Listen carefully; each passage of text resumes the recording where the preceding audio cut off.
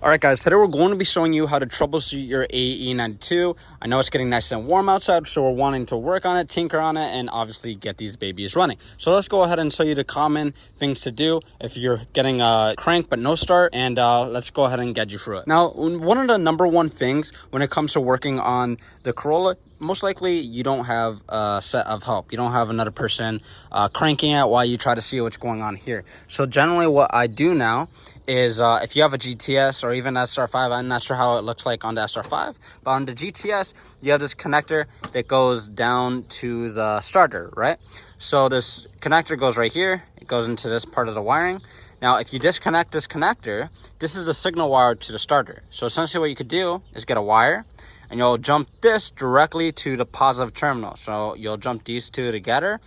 And if you have the key in the on position, you can get the car to turn over while you're, basically while you're in the engine bay. You could just connect these two while the key's on, and it'll crank the car in the engine bay. And you could see, like, for example, if fuel is coming out here, you could see if, you're getting any spark when you're trying to check spark.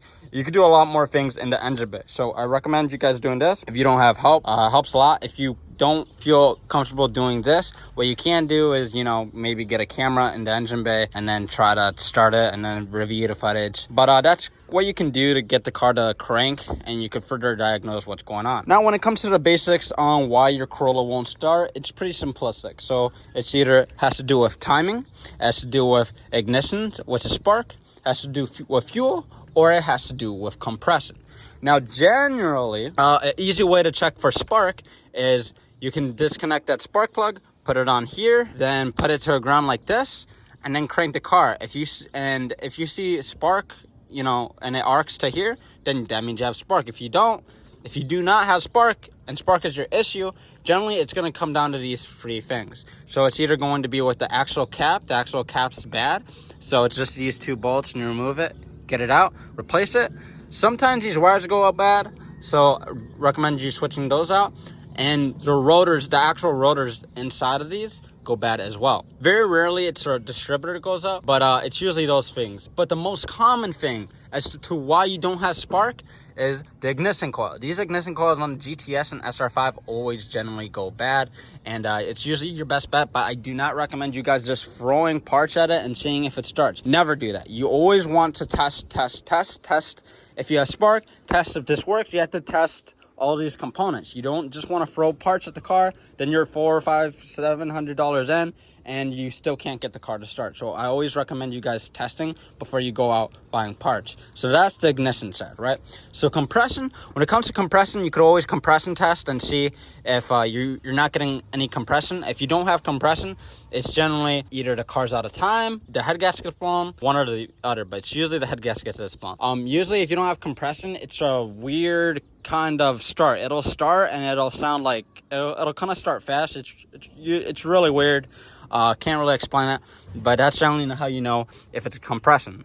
Now, if it's fuel, good way to test if you have fuel or not is, let's say, disconnect this hose right here. This is on the GTS, obviously. For your SR5, you're gonna do the same thing. So disconnect this fuel hose, maybe get a cup, and then crank the car. If it's cranking out fuel, then you know you have some fuel pressure. Basically, that's one way to test if you're getting fuel. Now, one thing that can happen that not a lot of people don't really think about is sometimes when you crank the car so many times after trying to fix one issue, you won't be able to start the car because you actually flooded the engine. What I mean by flood the engine is if you take out your spark plug after, let's pretend starting at various amounts of times, you have so much fuel built up in the cylinder that even if you fixed whatever issue it was, the car will not start because there's just way too much fuel. Now, a way to go about that situation is if you have a fuel injected car, which is the 4AGE and 4AFE, what you can do is take out every single one of those spark plugs, clean them off really nice, make sure there's no fuel on them.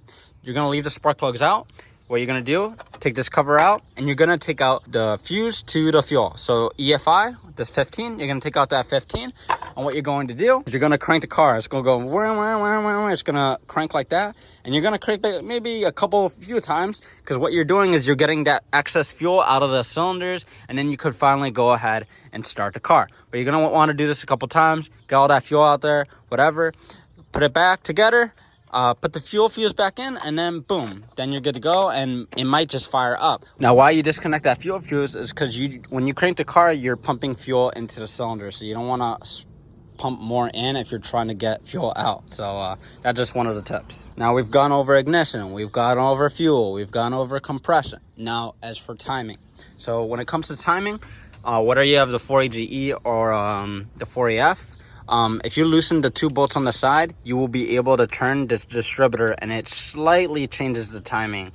So let's mark where it was. So wherever it is, mark where it is. Have someone crank the car, and then turn the distributor a little bit and see how the car reacts. If it wants to turn on after you turned it slightly, then it could mean the car's out of time. Another thing that happens is these timing bolts generally rot out, and when they dry rot, you know, different slack, it'll jump a tooth, it'll skip a tooth, whatever, and then your car's out of time, and it definitely won't start. So basically, a good way to check if you're in time is get a 19 or 17 millimeter bolt onto the main crank pulley, and then you're gonna turn it and make sure all these timing marks line up. If all the timing marks line up, you're good, and then you're in time. You know, generally there's lines stamped onto the crank pulley, and then if you look up diagrams, these need to be lined up in certain spots too. So you see that there's a dimple there,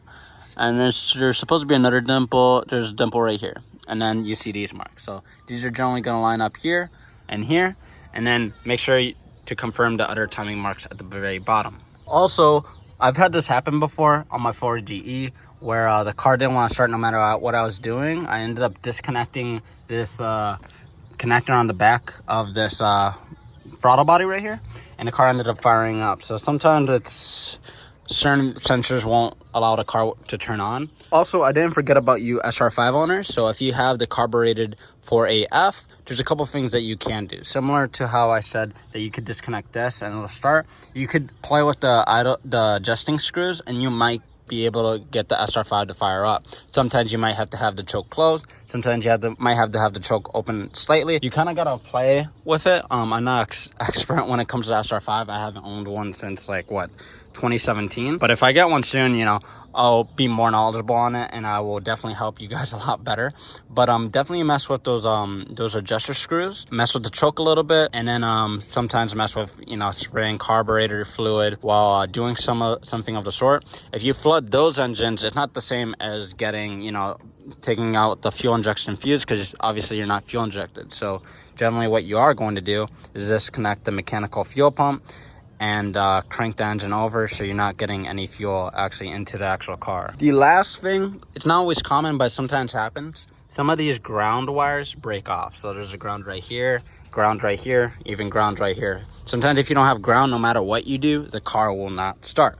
So these are just some things to think about. Also, one of the most neglected things is sometimes check your connectors, because for example, I was getting spark, and then when I really examined it, I realized that these pins weren't connected all the way. They were broken and snapped completely off, so I had to go in here, rewire that, and now I'm getting it. So always check some of the connectors. Some of them may not look like they're broken, but they're actually broken. So generally, this is the best way to go about trying to get your Toyota Corolla started. If you have any questions, you could always shoot me a comment below, and I'll always guide you and try to help you get it started regardless. If you want to see more cool content just like this one, you already know what to do.